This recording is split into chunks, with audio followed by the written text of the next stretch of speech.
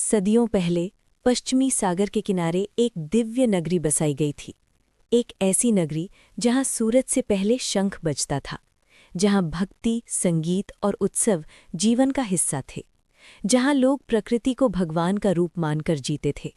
वो नगरी थी द्वारका, भगवान कृष्ण की प्रिय राजधानी, जो समंदर की लहरों से अपना नित्य अभिषेक करवाती थी। द्वारका का वैभव वर्णन से परे था। इसके प्रासाद सोने के नहीं थे, लेकिन उनमें ऐसा तेज था जो किसी भी यात्री को पहली ही नज़र में मोहित कर देता।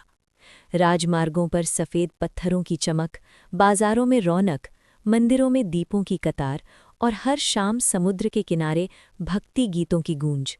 ये नगरी हर दृष्टि से अनोखी थी। लोग कहते थे, जब तक समुद्र हमारी सीमा है, द्वारका अडिग रहेगी।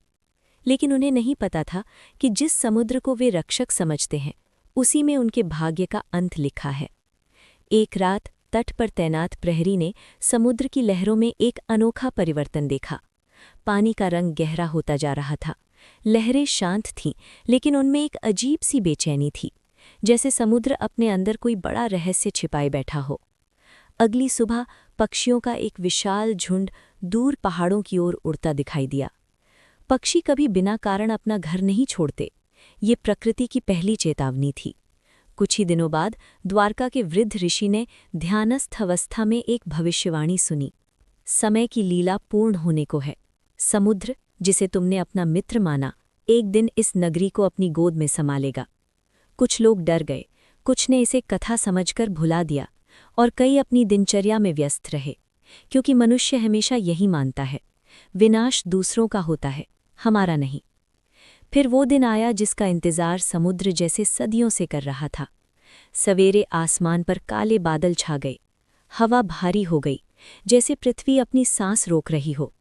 और तभी एक तीव्र गर्जना हुई, ऐसी कि पूरी द्वारका कांप उठी। पहली प्रचंड लहर ने शहर के बाहरी हिस्से को पानी में डुबो दिया। लोग घबराकर अपने घरों से बाहर भागे। महल के स्तंभों में दरारें पड़ने लगी।